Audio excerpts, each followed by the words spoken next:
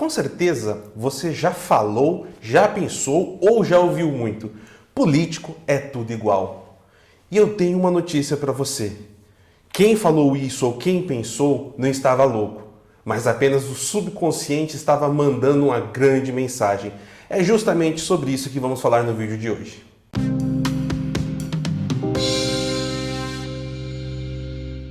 Olá meu caro, olá minha cara, sejam todos muito bem-vindos. Eu sou o Paulo Henrique Araújo e hoje eu vou falar com vocês de uma ferramenta de controle político do debate público e comportamental. Sim, eu estou falando da famigerada estratégia das tesouras.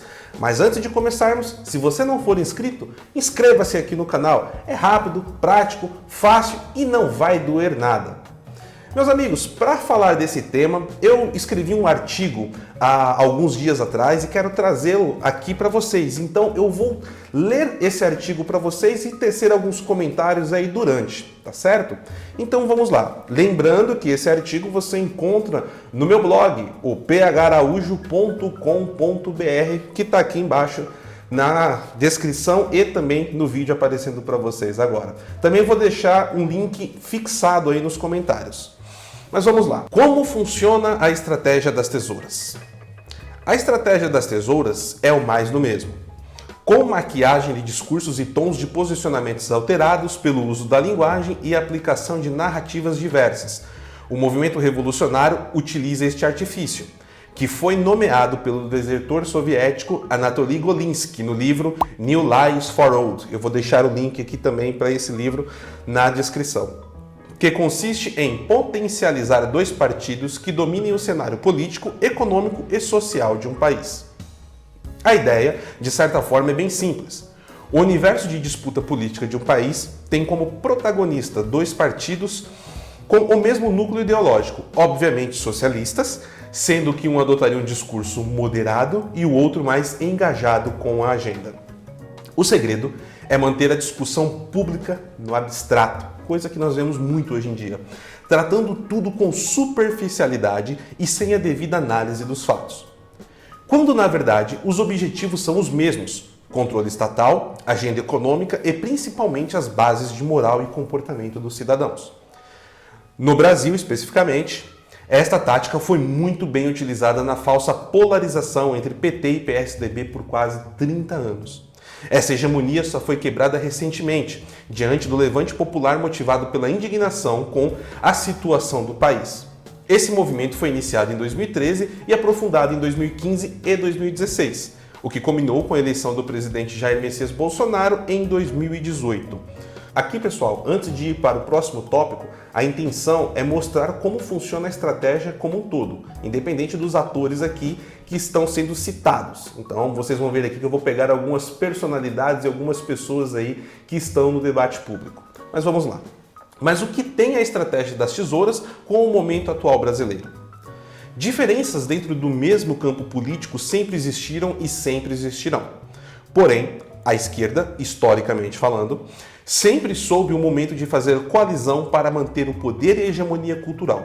Atualmente, os pensamentos social, cultural e comportamental dentro das redações de diversos veículos de mídia, departamentos de marketing, corporações de tecnologia, entre outros, estão tomados pelo pensamento de esquerda. Isso não significa que todas as pessoas estejam postas em uma caixa fechada de ideias e manipuladas como bonecos, mas que o imaginário moral e social da maioria estão moldados a raciocinar dentro de determinado padrão comportamental imposto por pelo menos duas gerações, o que dá aí, 2 gerações completas de formação, 40 anos. É exatamente o que estamos vendo surgir no momento. Os antigos blocos antagônicos de esquerda, da esquerda, que era o PT, e a direita da esquerda, que era o PSDB, aqui vou meter apenas só ao exemplo partidário, unidos para controlar o crescimento da direita brasileira e principalmente conservadora no cenário político-social. Na ausência de agentes de esquerda, faz-se, para tanto, necessário encontrar executores nas trincheiras adversárias, que sejam proeminentes e de fácil controle no jogo de narrativa. Mas como isso é feito na prática? Para simplificar o entendimento, eu vou dividir aqui em 2 pontos. Número 1. Diversos meios são utilizados para preparar o terreno. O primeiro, obviamente, é dominar o discurso público. Criar a sensação de unidade de ideias e pensamento para anestesiar a população. Este papel, em primeiro momento, é cumprido pela mídia. Nos últimos meses, a aplicação disto está ocorrendo de forma latente, classificando o seu inimigo dos mais diversos adjetivos e enquadrando-o em toda sorte de vilania possível. Na maioria das vezes, da maneira mais superficial. Exemplos não faltam. Presidente que não sabe governar, presidente que fala contra os direitos humanos e torturados na ditadura, governo que está destruindo a educação, o meio ambiente, a ministra que deseja resolver problemas de abuso infantil com fábrica de calcinha, entre muitos outros factóides. Número 2. Na segunda etapa, é identificado quem são os agentes que podem ser manipulados ou seduzidos pela sede de poder, estes já apontados como a direita permitida, há quase 20 anos aí apontado pelo professor Olavo de Carvalho. Eu também vou deixar um link para esse artigo na descrição desse vídeo. No atual cenário, temos agentes públicos individuais e grupos coletivos alinhados à direita que estão dentro deste raio de ação de interesse da esquerda. Abaixo vou trazer alguns exemplos práticos. Agentes da mídia e ou influenciadores. Este é bem fácil de ser identificado e utilizado. Principalmente jornalistas que, ainda que críticos outrora às ações revolucionárias, historicamente comungam com as agendas propostas pela esquerda. Os jornalistas são um prato cheio. Por exemplo, vamos falar aqui do Joel Pinheiro.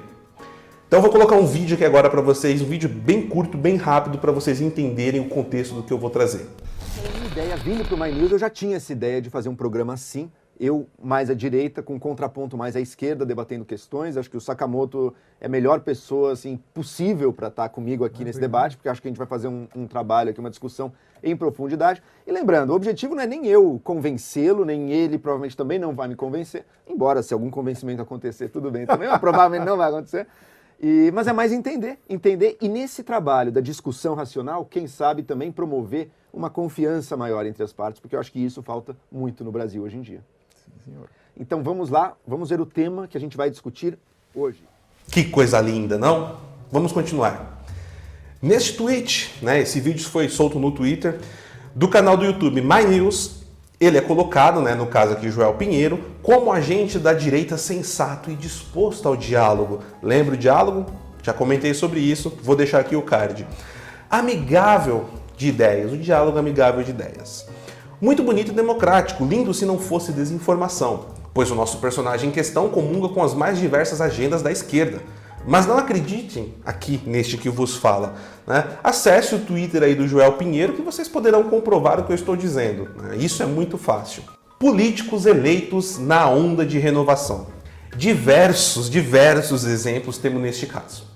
Políticos eleitos utilizando o nome e as ideias defendidas pela população mudam o discurso e começam a atacar os aliados com as mesmas ferramentas do ponto 1 que eu comentei lá atrás.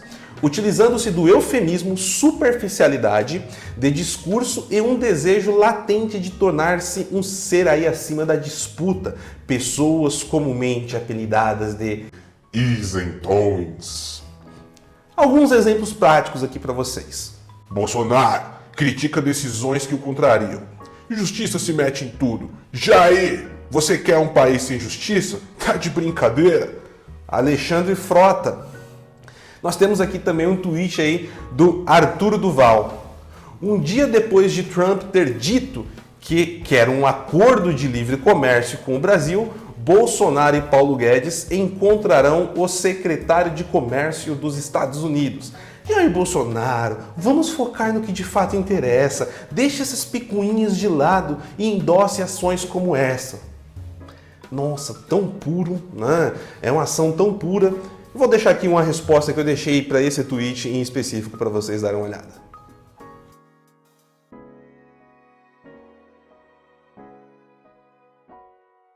Além desses dois exemplos, eu vou deixar aqui também um vídeo do deputado federal Luiz Miranda, onde ele tece as maiores críticas absurdas, e abraça o establishment também, para vocês darem uma olhada. Só não vou colocar aqui, senão vai ficar muito longo. Mas, voltando aqui ao texto, notem nas questões apontadas no ponto 1 a predominância de um discurso vazio nestes exemplos, alinhado com o que é aplicado pela militância midiática. Grupos suprapartidários.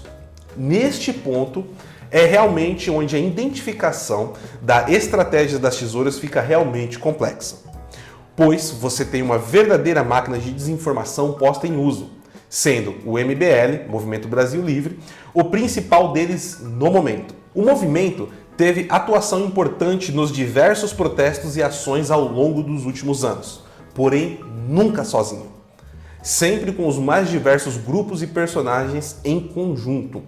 O MBL sempre foi apontado por diversos movimentos como partidário de interesses próprios, com interesses aí na escalada de poder, acusado de recebimento de verba de partido político, perseguição a membros, entre muitos outros casos, que eu não posso afirmar aqui a completa veracidade, mas vale aí para quem estiver curioso fazer a pesquisa, ir a fundo e entender o que tem por trás realmente nessa história. Estas ações fizeram com que políticos e veículos de mídia colocassem sobre o MBL um holofote do qual ele não era merecedor ou único merecedor, criando através dessa narrativa a aglutinação de representante da direita. Após as últimas eleições, o MBL emplacou candidatos ao legislativo no âmbito federal e estadual, tendo como principais atores o Arthur Duval e Kim Kataguiri. Dentro da estrutura de poder, o MBL começa a escalonar a imagem de seus parlamentares, tornando-os figuras públicas em pautas de extremo apelo popular e sentimental, como o caso do cachorro morto no Carrefour, onde Kim Kataguiri protocolou projeto de lei contra os maus tratos a animais e também sempre falando em favor da reforma da Previdência. Até aqui tudo normal. Porém, existe um grande jogo retórico aplicado pelas beiradas aí desse bolo. Faça uma breve pesquisa nas redes sociais do MBL e será possível notar que as ações positivas do governo, sobretudo no âmbito econômico, são direcionadas a algum ministério, ao próprio ministro ou até às estrelas. Em momento algum, a figura do governo é merecedora de elogio. A questão aqui, vale ressaltar, não é fazer juízo de valor sobre apoiar ou não o governo atual, mas sim explicitar o jogo retórico. O movimento só cita o governo Bolsonaro como um todo quando faz críticas. Nesse momento, apoiam-se na narrativa do mainstream, com as expressões governo Bolsonaro, bolsonaristas, olavistas, bolsolavistas, terraplanistas, chapéu de papel alumínio, enfim. Outro ponto é criar a narrativa com base na desinformação, utilizando-se de meias-verdades para encaixar o discurso que deseja. Recentemente, o MBL publicou um vídeo onde trata sobre o PSL, partido do presidente da República. Nele é posto alguns fatos, porém em pontos sutis do vídeo são aplicados pontos de desinformação ou meias-verdades, utilizando como bode expiatório parlamentares e projetos de lei, sempre fazendo uso da regra do ponto 1 mencionado no início desse artigo e deste vídeo, e alavancando a imagem de seus parlamentares como exemplos de conduta a serem seguidos. Paralelo a isto, um de seus fundadores concede entrevista à Folha de São Paulo, veículo conhecidamente pelo seu viés à esquerda no debate público, onde admite culpa por polarização no país. Observem o círculo se fechando, com o ponto destacado no início deste tópico, o MBL como aglutinador do debate público, político e, acredite, até moral, como aí foi o caso do Queer Museu que aconteceu no ano retrasado. Após essa entrevista, foi possível aí, pessoal, a gente começar a ver algumas situações meio esdrúxulas, né? Principalmente no Twitter, como é o caso aí do Fábio Panuzio, né? Eu vou colocar aqui o print na tela para vocês do que o Panuzio falou. O bom é saber que, enquanto uma parte da direita caminha para a irracionalidade, outra amadurece politicamente. Fala de Kim Kataguiri, Fernando Holliday e Alexandre Frota. Além disso, demonstram ser capazes de fazer autocrítica, coisa que políticos não sabem o que é. Além da mídia, é possível inclusive que até os mais extremados políticos de esquerda também comecem a defender o grupo, como é o caso da jacaricata deputada petista Maria do Rosário. Olha o print aí. Mas o que é isso? Mas o que é isso? Mas o que é isso? Manifesto solidariedade ao pessoal do MBL, que sofreu grave violência do PSL, atingindo famílias e crianças. Espero que ninguém tenha se machucado. No mais, é inaceitável essa violência, mesmo que vocês nas redes usem ataques violentos. E se Moro diz que são tontos, devia mais protegê-los. Que coisa linda, não? Mas chegando aqui à conclusão, meus caros, não é possível, né, aí prever, e jamais eu me atreveria a fazê-lo, dizer qual vai ser o desfecho dessa construção que está sendo realizada, né? A gente vê isso sendo planificada a passos largos, dessa estratégia das tesouras da criação de uma nova direita, né, aceitável, uma nova direita permitida. Mas a gente pode classifica aqui como 3 tópicos finais, que eu também deixei aí no artigo, para poder ver essa construção sendo posta em prática. O mainstream tenta criar a hegemonia do discurso de incompetência de seus adversários e inimigos.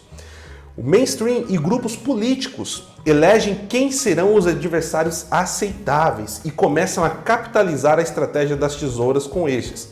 Por último, estes personagens aceitáveis, seduzidos pelos holofotes, interesses próprios ou concentração de poder, aderem ao discurso de moderação e passam a atacar aqueles que os alçaram à posição atual, passando assim a fortalecer a base dos seus antagonistas. Meus amigos, precisamos aguardar as cenas dos próximos capítulos, mas é bom estarmos alertas quanto a isto. É isso aí, pessoal. Então chegamos agora ao final deste vídeo. Se esse conteúdo foi relevante para você, foi bacana, deixa o seu like aí, ele é muito importante. Também eu gostaria de ver os comentários de vocês, ver o que vocês acharam, qual a opinião de vocês. Comentem, pontuem. Também, se quiserem, visitem lá o artigo para ler com calma, fazer as suas pontuações também nos comentários de lá. Eu fico por aqui e até a próxima.